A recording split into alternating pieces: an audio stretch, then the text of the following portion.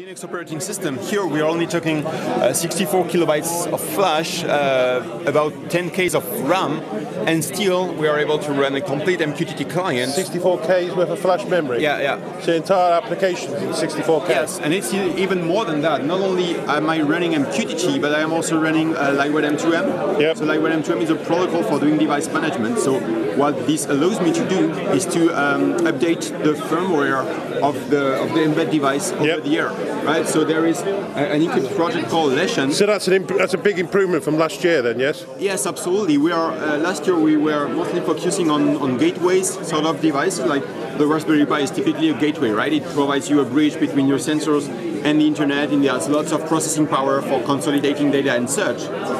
Here we're talking about. So this is truly embedded devices now this time. Yeah, absolutely.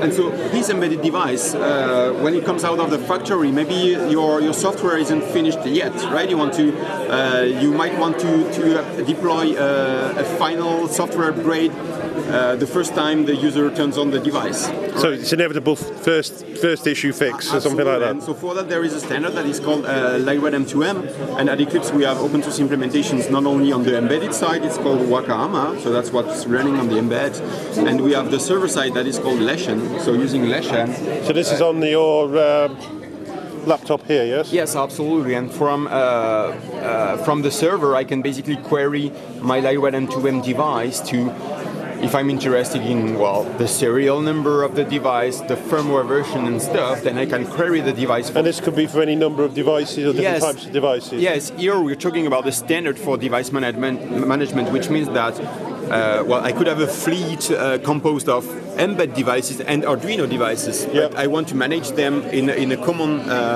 way, right? If I want to upgrade the firmware of those devices, I don't want to use two different set of tools. I just want to say, hey, I want to send this firmware to those Arduinos. I want to send this firmware to those embed devices. So two different firmwares, two different devices, or maybe 100 devices if you've got different, large. Same protocol, same tooling, and so it's actually pretty easy to update.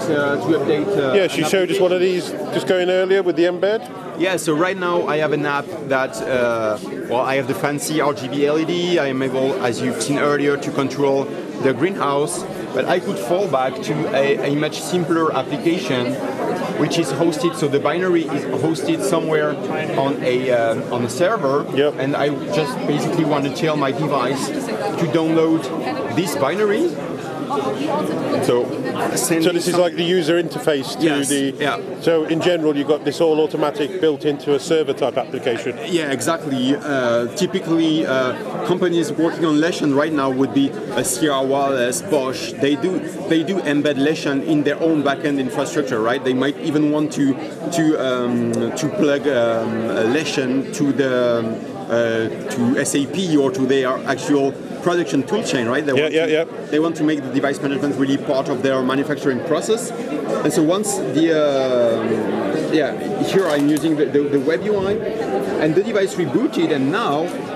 So it's done that while we're waiting. Yes, and it's not even. I mean, it's not allowing me to control the greenhouse anymore. It's not. I don't have the RGB LED anymore. I guess we should have done it the other way around. Yeah, so you've dumbed down the device with the new update. Yes, and this was all done over the air, and I can do that as many times as I'd like. And Lightweight M2M is quite interesting in that I could also you could do some operations over SMS, for example, which is quite convenient when your network connectivity isn't set up just yet. So that's the idea. No, it's excellent. So it's basically, this time around, you've focused more on interoperability, yeah? Yeah. MQTT allows interoperability at the application level, right? So we've seen that I can have my augmented reality app, I can have my web app, all understanding my application-related data because they all use MQTT. And at the device management layer, then it's also showing interoperability in that we are able to update and manage a fleet of heterogeneous devices, all based on the same Lightweight M2M standard. So go check out IoT.eclipse.org, I guess. So the hot new topics would be like M2M with Wakahama on the embedded side, Leshan on the server side, and otherwise, we still have many cool stuff around MQTT in Paho and in general, IoT.eclipse.org is where you want to go. So there's more facilities than ever there was. Yeah. And I think I forgot to do my magic trick, didn't I? Oh yes, let's do the magic trick. Yeah.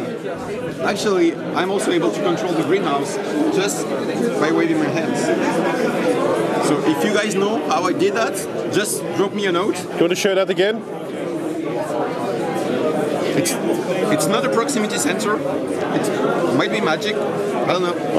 I think it is magic. It's pretty good. See ya. Thanks very much. Cheers.